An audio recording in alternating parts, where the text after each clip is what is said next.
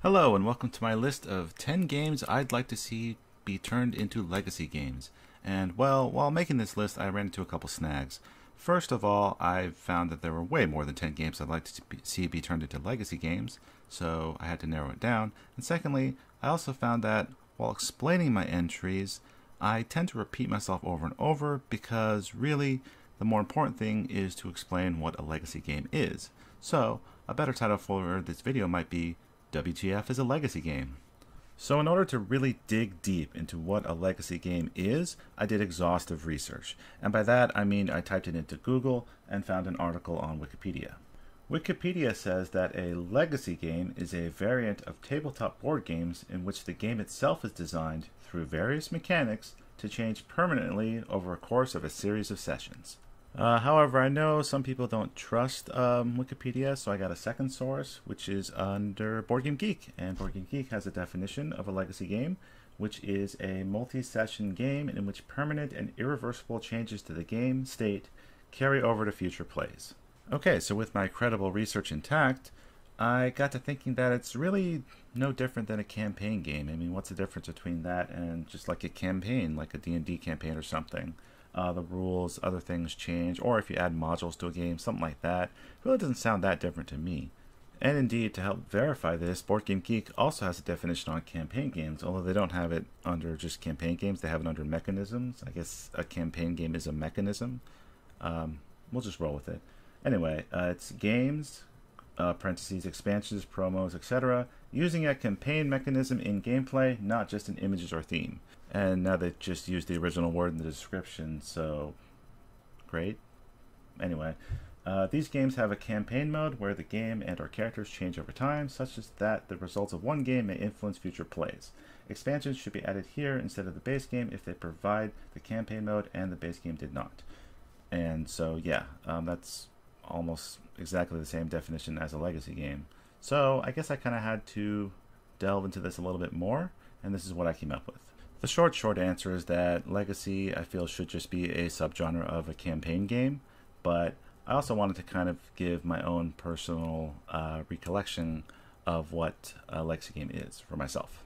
The first legacy game, Risk Legacy, came out in 2011, but the genre didn't really explode until Pandemic Legacy, which came out in 2015. And despite the overwhelming popularity of these games, currently a legacy game is #1 and #2 on Board Game Geek. The Gloomhaven expansion is #6, 2 more are in the top 50, and several more are rated very highly. There actually haven't been that many legacy games made. There are 79 games with the legacy mechanic listed on Board Game Geek, but only 23 of those have over 100 ratings. Furthermore, some of those probably shouldn't be legacy games, which I might get into later. We'll see. So why aren't they more popular despite their overwhelming success? Well, they're really hard to design. And it's at this point I must put up this grumpy Edelgard picture that my friend really likes to warn you that there will be some mild spoilers for just about every legacy game I cover. I won't really say anything that's beyond what's in the rulebook, but there will be some vague allusions as to what might happen in the game. Just a warning. So anyways, as Pandemic Legacy was explosively popular as it came out, it also kind of set the standard to what a legacy game is. The game pretty much had a set amount of sessions during which events would trigger, and the way you play will change the state of the board and the actual rules within the game. Like literally, you'll take stickers and put them in the rulebook to add rules to the rulebook and change the fear level of the cities on the board or other things. Likewise, when certain things happen, such as a character death, you're literally supposed to take the card, tear it up, and throw it away. The stickers and the tearing up the cards is the permanent part, if you remember the Wikipedia definition, although I've never ever known anyone to actually tear up the cards. Most people just put them aside. They didn't really tear them up. You can go back and play again. And stickers are easy to remove and easy to print out again. So, permanent? Okay. Also really important to the legacy game format is the story. There is a continuous story that lasts throughout all the sessions, which is why you're encouraged to have the same people play each time. The combination of experience a story with a group of friends, as well as navigating the twists and turns of the rule changes, as well as building up characters and the world, essentially, was one of the best experiences I've ever had playing board games. But soon after one of the best experiences came one of the most disappointing. Seafall had so much potential, but it just didn't work. First of all, the basic mechanisms of the game were just too boring, because overall they were pretty slow. Next, while it is possible to have competitive legacy games, although the most are cooperative, see King's Dilemma, Clank, Charterstone, and a few others, the PvP in this game was very poorly implemented. The exploration, which is usually the most exciting part in a campaign game, was really dull. It was mostly just a series of random events that could pop up pretty much any time, so they really had no connection to the overall story. Finally, while I actually did think the overall story was fine, just a little bland, it was really hampered down by the gameplay mechanics, which made the story go at a very slow pace, and that really hampered it. But that brings me to my first point about why designing a legacy game is so hard. There's a reason why most legacy games are based on very popular existing games. A legacy game is essentially asking the players to commit to a 12-game or more campaign, and if you don't even know if the mechanics are good to begin with, that's very risky. Furthermore, most campaign games will play around with the rules and adjust some things as they go along, so you really want a solid base to do that. The next and most important thing, in my opinion, that makes legacy games so hard to design is the story. I've alluded to the experience of playing these legacy games a number of times now, and the story is a big part of that. Now, the story doesn't have to be Pulitzer Prize winning stuff, but it does have to keep the players engaged enough to want to continue playing and to reach the next mechanic. The trouble here is often in a legacy game you're going to have maybe branching paths or event triggers, so you're never quite sure how or when the players are going to trigger or enact these events. A game's worst story path might be the only experience a group has with the game, and the fun of the game will be judged on that. Juggling the balance between mechanics and story is just that much harder than making a solid mechanical game or even just a solid story game. And so yeah, for the purposes of this list, I'm essentially listing off 10 games I feel have a really solid and great mechanical base that could develop a fun, exciting legacy story from. But before I dive into the list, I do have to get one more thing off my chest that I uncovered through research, and that is, you want to know the one thing that ties every single legacy game together? The one thing? It's stickers. You cannot get the legacy game mechanic on Board Game Geek unless you have stickers. This is what I think. Why? Because of Shadowrun Crossfire and Dragonfire. And also Gloomhaven, but I don't want to argue that one. But mostly Shadowrun Crossfire. Shadowrun Crossfire is not campaign based. You pick a scenario and go. There is nothing carrying over from game to game with your character other than stats, which you get using an experience system which everyone ignores because it is way too slow. The only permanents with this experience system are the stickers. So yeah, the only thing that's common to every single legacy game are the stickers. Unless you disqualify a few games, then there's branching story and or upgrade trees, but you know what? Stickers. So now getting to my list. When thinking about games, I thought of games that had potential to have really fun stories, such as Guillotine, but then I remembered, oh, it really should have fun mechanics that'll keep the players engaged for a long time. So with that in mind, what games do I think are worthy of adding a bunch of stickers to? Well, let's start. The first game on my list is Brass, one of my favorite Euro games of all times, and it doesn't really matter which one, because as the game changes in the legacy format, you kind of dip into both. What I really like about it is the setting. It's very dark, depressing kind of setting, a lot of industry, but what you don't really see are people, personalities, really the history of the area. So I think it'd be really cool to, well, first of all, deplete resources and change the landscape of the cities and things you're doing, and B, maybe have some personalities, people you meet, maybe an overarching story, possibly historically related, that deals with the time, other challenges, and things like of that nature of running a giant industry. Alright, the next game, and I'm really going through these fast, is Terraforming Mars. Feel like, again, with industry, there's challenges like bureaucracy, other things, but then also you're exploring Mars. You can make it a little more sci-fi. What kind of creatures, what kind of challenges, what kind of disasters happen when you exploit the resources of Mars? I guess I could sum it up by saying, well, we could just make it sort of like First Martians, but good. Alright, next on my list is a game where it would be insane if this was turned into a legacy game. It would be so good, but it would be so hard to do. And that is Spirit Island. Probably the best heavy cooperative game I know.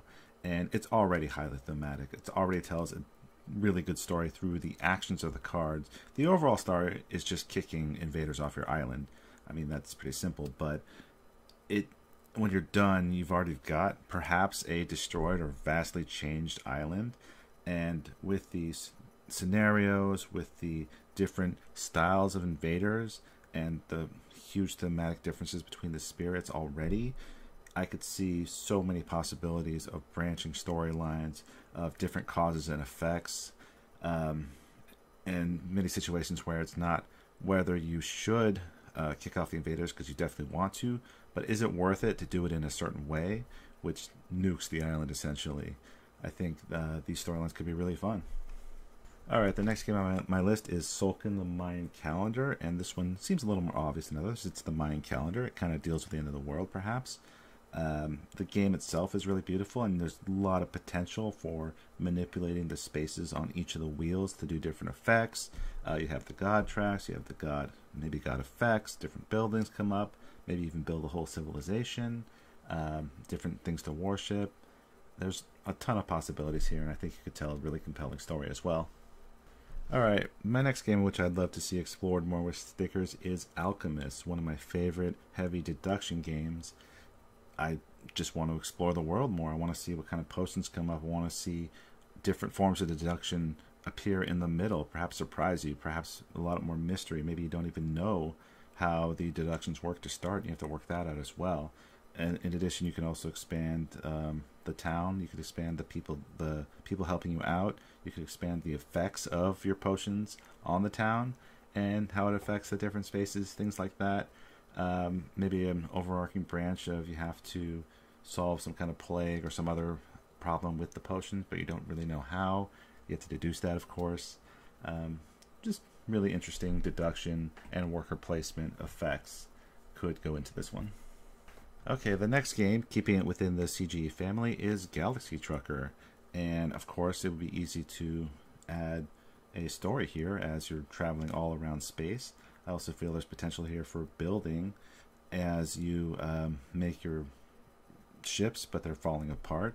Perhaps there could be an incentive to actually have your ship fall apart so you can replace it with better stuff. Whereas if it didn't fall apart, your ship would be intact and thus not built. You couldn't build on it. Of course, if it falls completely apart, you're dead. So that's not as good. But then you can also explore different lands. You're shipping goods to other places. You could affect the whole world in ways you don't foresee. You could also hunt for treasure, hunt for artifacts, hunt for history kind of thing. Yeah, there's maybe the quest to build the ultimate spaceship and just make the most money. That could work too. I just want to see this game explored in kind of an unknown way. I think that'd be really fun. Alright, the next game on my list is kind of a gimme, but I feel like the mechanics in the game kind of warrant notice, and that is to call. Now, it's kind of a gimme because the theme is really obvious. You are exploring sites, you're digging up stuff, and you could really find anything. So you could take the story in a ton of directions, but what I really wanted to focus on was that action system. I really like in the game how you get so many action points. You can really run around and do a lot of stuff. And so as you get more actions, you sticker up the board to uncover more spaces, more effects, other things. You have this big, robust system to really go out and do a lot of things, which is kind of the opposite of the problem I had with Seafall, that it just took too long. With Tikal, you just have this massive amount to really go out there and get the things done quickly, which I think could be a lot of fun. And then, of course, wherever you take the story, hopefully that would engage the players as well. Alright, man, rushing through this is actually pretty fun. So my next game is Colt Express, and I think this would be a really fun legacy-style game where you're maybe robbing multiple trains. Maybe you're robbing things that are different than trains, different vehicles, or even different landscapes that can somehow be maneuvered around. And then, instead of just the sheriff, maybe different people come into the train, and depending how you rob with them or interact with them, it affects later scenarios or later stories. I don't exactly know how this will work. I think it would just be fun to have a comprehensive timeline where multiple characters show back up again. Now they either want vengeance or They want to help you out because you helped them out earlier, kind of thing. I think this could be a really fun, interesting, multi-branching storyline with multifaceted characters that are affected by how you treated them earlier in the game. Alright, the next game was a bit of a surprise for me to think about, but I really like how it kind of even has a legacy component within just a self-contained game, where every time you play it, the effects you do within the game kind of affect the scoring and even how different parts of the game interact, and that game is Lowlands. Now, throughout the game, you are trying to build a dike, and if your team successfully builds a dike, it does not flood the area, you don't lose sheep, and the scoring system is different for the amount of sheep. But if it does flood, then the scoring is different for other things. And I like how, depending on what your place you're in, you either want the fields to flood or you don't. And I think that that kind of mechanic could be expanded so that even more effects happen from game to game, and different if it keeps flooding over and over again, you have to just adjust the whole ecosystem essentially, or even just what the farms consist of completely. I guess, yeah, now in retrospect, it's kind of similar to any game, sort of like maybe Agricola, even Feast Road, and all those games could have gone on here in this spot. But I specifically chose Lowlands for the kind of reverse legacy style, where it's a legacy part in a game. I thought that was interesting. Now that I think of it more, it's not as applicable to this list, but it was fun to mention, and I don't want to re-record this, so on it goes. Alright, and the last game on my list is a total punt, because it is a total cop-out, and I just wanted to do it for fun. So the last game is really just any Knizia game. And the reason why is because Knizia games, no matter how bad they are, there's always some interesting mechanic in them. And when you have an interesting mechanic, perhaps you can expand upon it, build upon it, change it, rework it. It's all going to work. So you could really start with any Knizia game, I feel, turn it into an expanded format where it keeps changing, and you'll have a good game. Now, obviously, some will work better than others. Some are already inherently better. But, for the purposes of this list, I think it really fits. My idea is really start with strong mechanic you can build around, and then add the story and the legacy part afterwards, and that's probably the best way to design a legacy game. So, if you think you have a Knizia game out there that you want to turn into a legacy game, I say go for it, and it'll work. So that was my list. Tell me what you thought about it. Also, if you have any that you think could turn into a good legacy game, and you should, because I could have thought of hundreds, I feel like, let me know in the comments below. Also, let me know if you think this format's a little better. If you've been watching my videos, you may have noticed that this one is a little more freeform. I decided to try to kind of ramble more and not cut and edit every little sentence. So you may have noticed I say a little bit more, and I'm a little perhaps long-winded. But also I feel that this format is more real. It's not just precise talking all the time. It's just kind of how it is. So yeah, let me know how that goes. Also, don't forget to like, share, and subscribe if you haven't. And as always, thanks for playing along.